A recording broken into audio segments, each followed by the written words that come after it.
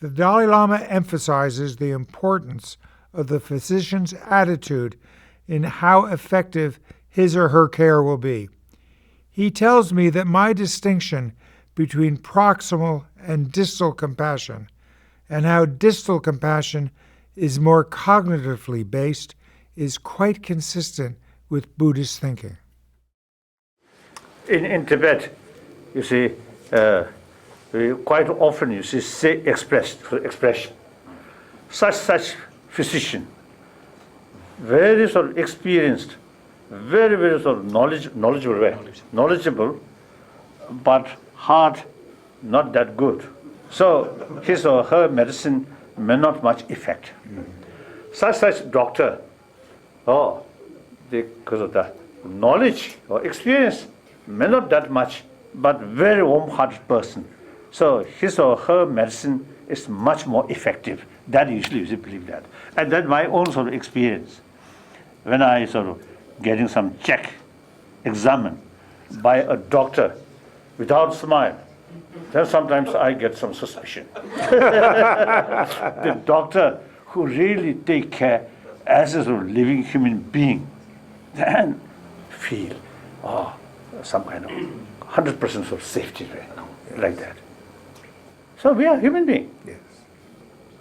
I think emotional level or mental level, some kind of sort of trust. Trust brings by genuine sense of concern, or love, or compassion. I would like to change topic again. Yes. Okay? So now I want to talk about not proximal, not how you respond to the person whose suffering you witness, but distal, where you engage in actions to prevent future suffering. My belief is even within the family, most of what the parent does is distal compassion, not proximal. They do all kinds of things. Eat your cereal, get a vaccination, wear a helmet, do your schoolwork. Those are all to prevent future suffering. They're motivated by the same motivation that is, they don't have to learn it. Now, when you get distal, you have opened the door for education.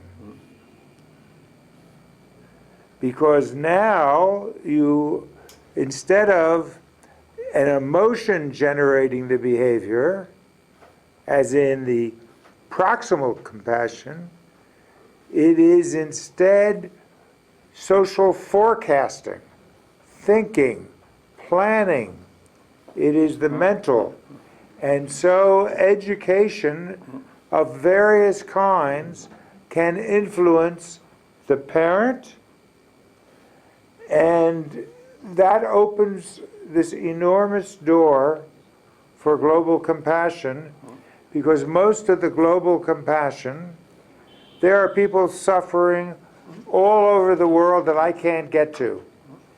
But I can learn to do things that will help them, that are distal. So is this distinction between proximal and distal, is that something that's talked about in Tibetan Buddhism? Allez,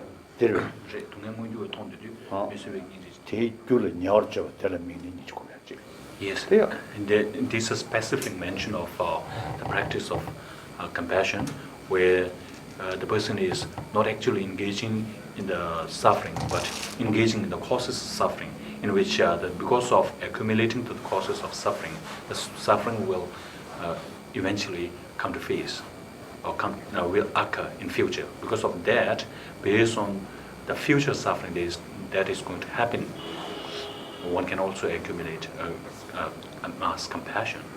And based on the present suffering, we can also practice compassion. So it is specifically mentioned in the text. Okay. Now,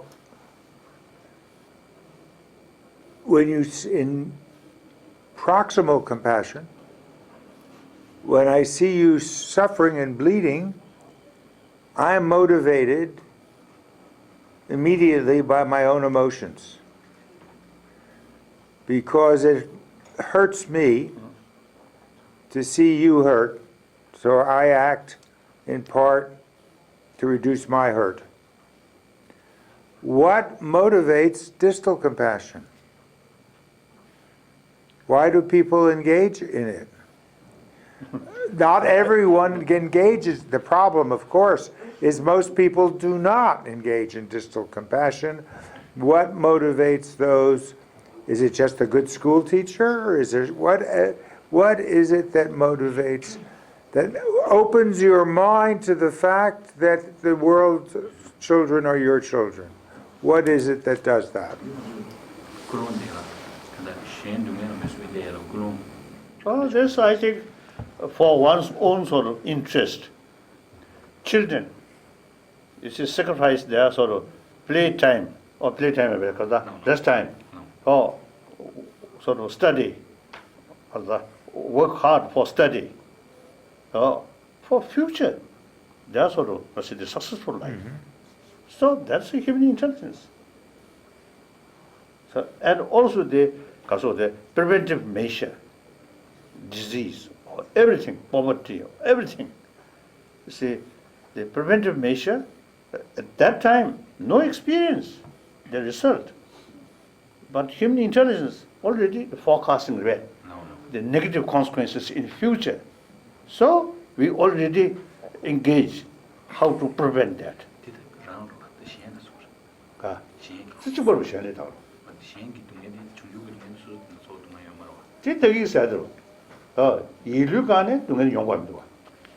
Yeah, at the mental level, you don't have to experience that suffering that is going to Right. happen in the future. But due to intelligence, you are actually preventing the future suffering, and that with a sense of concern, it self-motivates. So it is intelligence Yes. that motivates that. It is Yeah, that I intelligence. believe. It is That I believe. intelligence that forecasts, if we don't do this, then suffering will happen later. That's right. And I explain more about this topic in my ebook, Moving Towards Global Compassion, available on my website, www.paulekman.com. All the previous webisodes can also be found on my website. The next webisode will appear 2 weeks from the date this one appeared.